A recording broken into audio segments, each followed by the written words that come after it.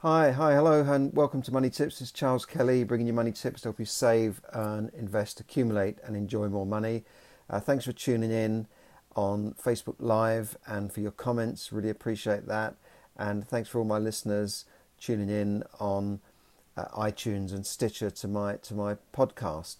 So great to see you all again. And this is just like a roundup of the week's news in the UK mainly. I suppose you could look at America as well, but the week's news has been dominated by two things, I guess.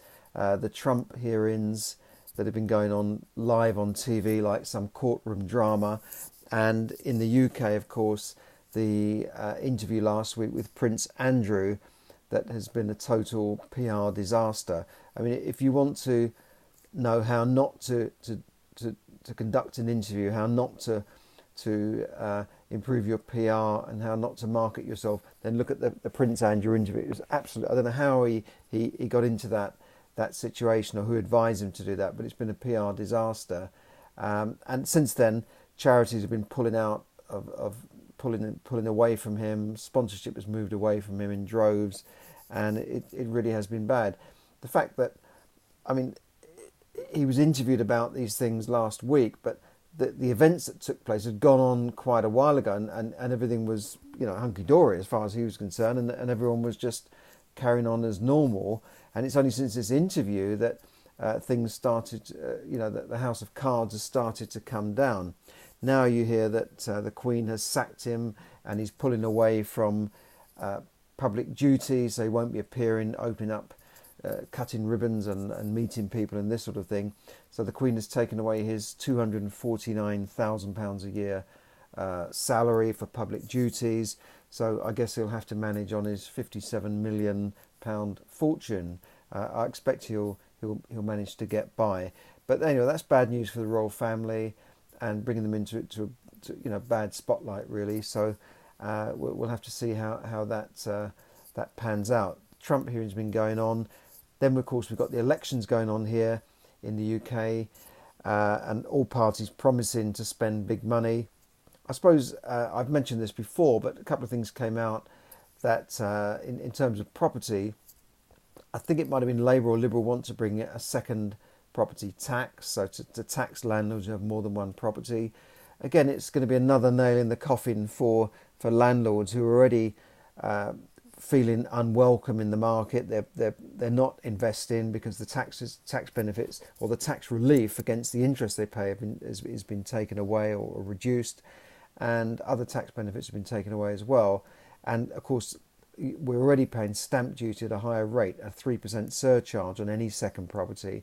This is not just for landlords, but anybody who wants to buy a second property. So that's not great news.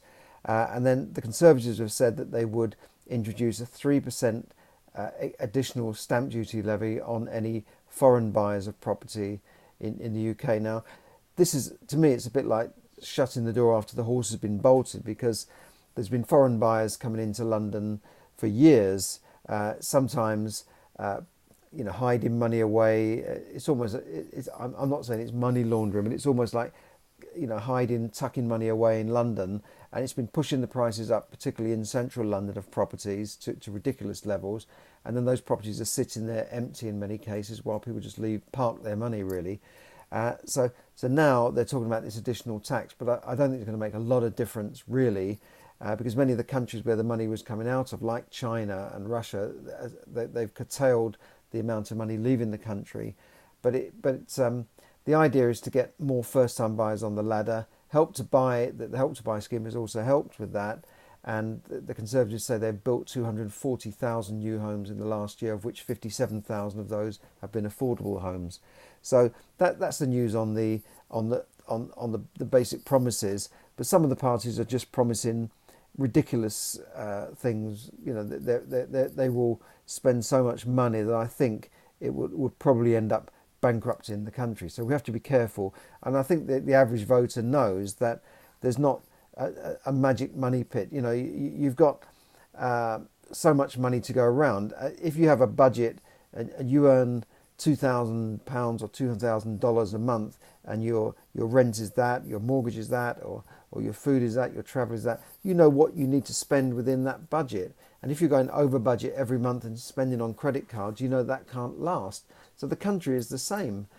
They just sit there collecting taxes from companies, from us, from what we spend, from our income. The government are not really producing anything. They're just making the policies that make it feasible for businesses and comfortable for businesses to run in the country. And they just collect taxes. When I was a local councillor in a local authority, that's all they do. They just think of ways to collect taxes, to collect money. They just collect money in and then spend it. So the governments are doing the same thing. When they talk about the government is spending on this, the government is spending on that, they're talking about spending our money. It's taxpayer-funded things, not government-funded things. So there's only so much money can go around, and the government have to live within that means, which frequently they do not live within those means. And so it's all very well saying, well, let's spend 100 billion on the NHS. Well, they already spent 140 billion on the NHS. So they say, well, let's spend 30 billion more on the NHS. Well, yeah, that's fine. But where is it going to come from? The NHS will just suck up money because there'll be a never-ending demand for healthcare as, more and more new drugs come on the market, more and more people are born, more and more people come into the country, more and more people live longer and longer. So the demands on the NHS will never end. So you can just keep throwing money at it forever. So I think most people realise that, you have to control the spending some way, and you have to allow companies to flourish in a business-friendly environment so that they produce the taxes and they produce the money to run the country. And putting up corporation tax to 24%, as one of the parties wants to do, is not going to make that environment very friendly for business, and business will go elsewhere. They will base themselves elsewhere. Business is very flexible now. They can move from country to country. They can move to other countries with lower taxes, like Ireland, for instance, Luxembourg, where they don't pay any tax at all. So you've got to be very careful there. And also in the week, when on the things that I reported on, if you want to check out my website, moneytipsdaily.com, you can see articles there on Kylie Jenner, who's just sold her beauty business, or sold a 51% stake in her beauty business for 600 million, value in the business obviously at 1,200 million or over $1 billion, which means she is, the youngest billionaire, self-made billionaire, which is unbelievable. And then we talked about, do we pay too much tax in the UK? Well, I don't think we do compared to other European countries. You can see from what I reported, we don't pay too much tax compared to other European countries. Then we talked about short-term loans, Probe. These are companies that make short-term loans at very, very high interest rates, such as pawnbrokers, and the FSA are looking into that because they feel that the consumer is not getting a good deal, and it's about time too. And then we looked at algorithms and how they're affecting all of our lives in terms of social media coverage and what we see on social media, but also in terms of how much we're charged for insurance and how much we can get on our credit cards, the credit limits. So that's the sort of things. Check those out on moneytipsdaily.com, and appreciate your comments. Thanks for tuning in. I've got Nicole there. Thanks for tuning in there, and Tracy.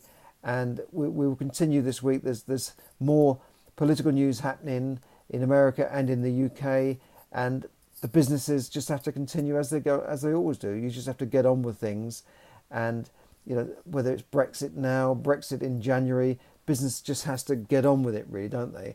And I think the government's job is to make sure that there's a business-friendly environment, that they're not saying to businesses, well, we're going to put the minimum wage up to unaffordable levels, or we're going to force everyone to work a 4-day week. That's not business-friendly environment. And jacking up corporation tax and making it more expensive for businesses to operate is also not very good for business, and it will force them to go away. So I would urge whoever comes into power to make this country a friendly place to set up business, a good place to set up business, as it has been. And don't forget, the UK is an easy place to set up business. You can set up a limited company very, very easily here, certainly far easier than many countries I know. And it is a business-friendly environment. It's easy to get bank accounts, set up companies and so on. So I hope that whoever comes into power will keep to that and make this the easiest place to do business in the world. So thanks for listening. This is Charles Kelly, bringing you money tips to help you save, earn, invest, accumulate and enjoy more money. So thanks for listening again on Facebook. Thanks to everyone. I'll just give you a little wave there, and I will speak to you again soon. The next broadcast will be on Monday. Thanks and good night.